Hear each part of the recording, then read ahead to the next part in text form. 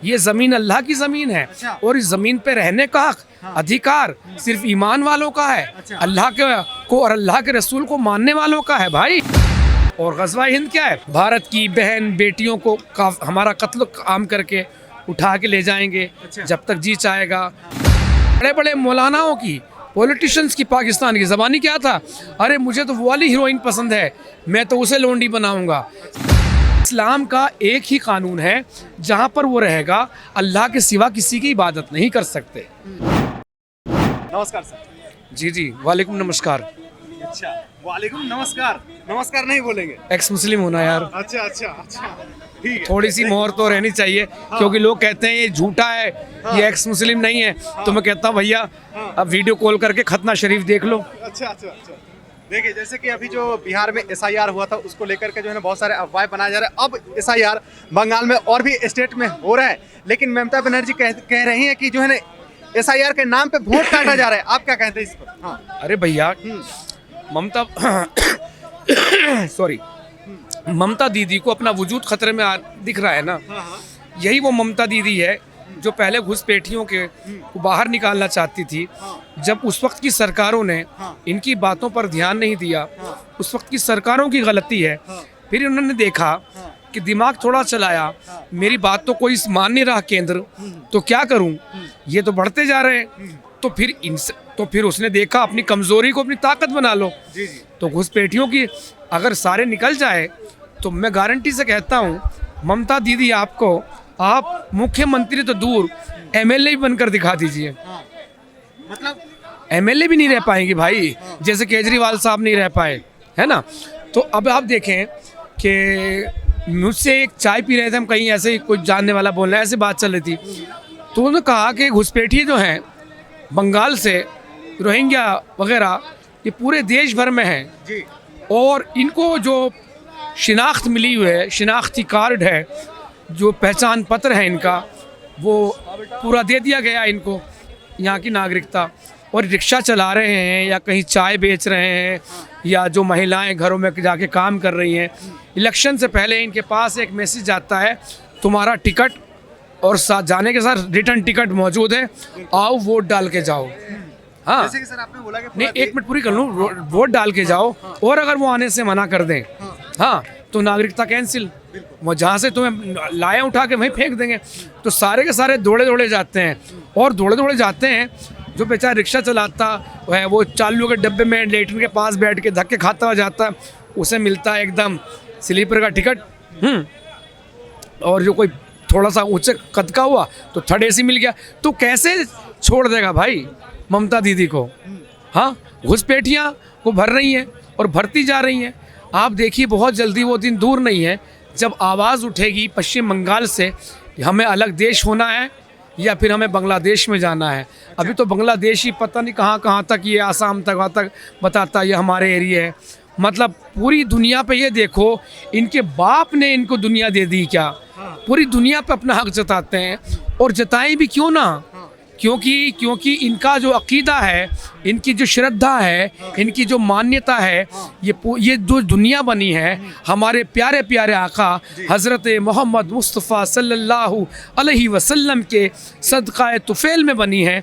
अगर वो ना होते तो कायनात ना होती, कुछ ना होता। और इस दुनिया की अल्लाह की नज़र में एक मच्छर के पर के बराबर भी औकात नहीं।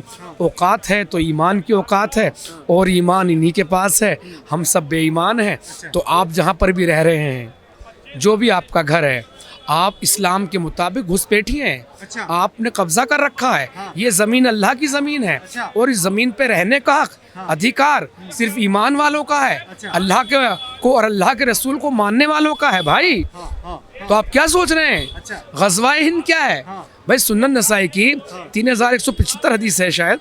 हाँ, तो उसमें साफ तौर से है, मोहम्मद ने कहा दो फ़िरक़े, दो टुकड़ियाँ होंगी उनकी, दो बटालियन होंगी उनकी। एक जो ईसा के साथ रहेंगे, आसमान से उतरेंगे, सीढ़ी लगेगी इतनी बड़ी, स्वर्ग से सीढ़ी, और उनके साथ होंगे। और एक गज़वा हिंद वालों के साथ होंगे। अच्छा। और गज़वा हिंद क्या है? भारत की बहन बेटियों को हमारा कत्ल आम करके उठा के ले जाएंगे। अच्छा। जब तक जी चाहेगा यूज़ करेंगे, लोंडी बना के रखेंगे, फिर मार्केट में मंडी लगाएंगे।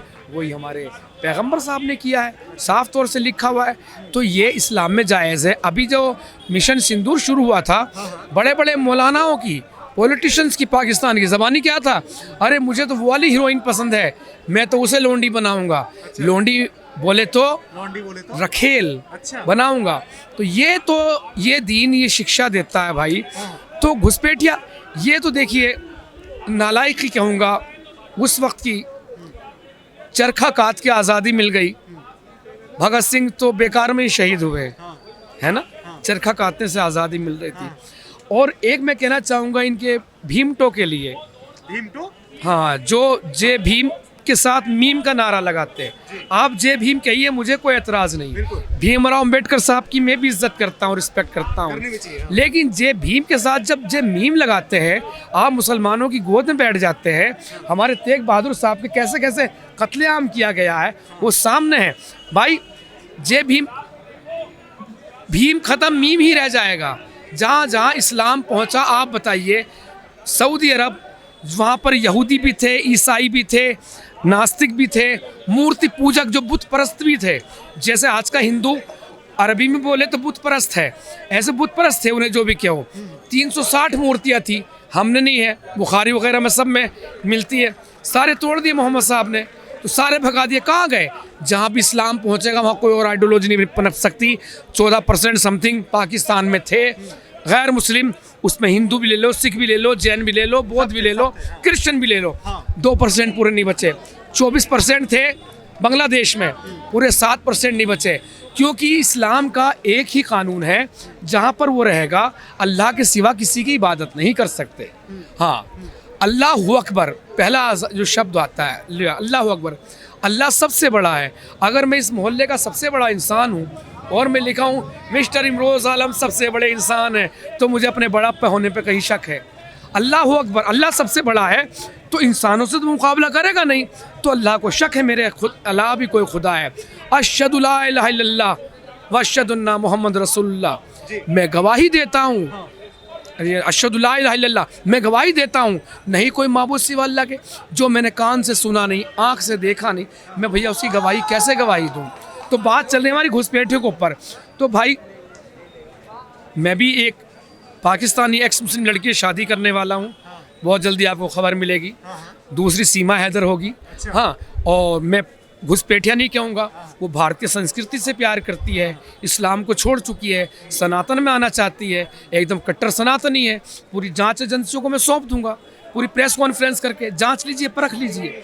हाँ, जो इस देश का नहीं वो मेरा भी नहीं, नार्को टेस्ट करा लीजिए। हाँ, लेकिन घुसपैठिए नहीं चाहिए जो खाते इस देश का है, रहते इस देश में।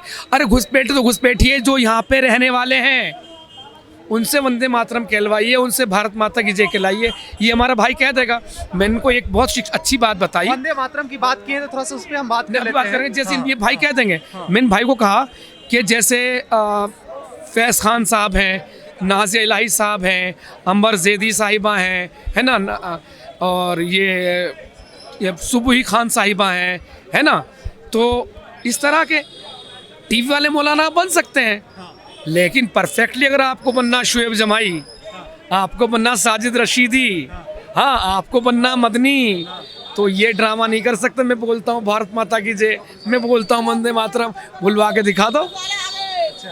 तो बस इतना ही कहना था दोस्तों, एक घुसपैठी को उखाड़ के फेंकना इस देश से।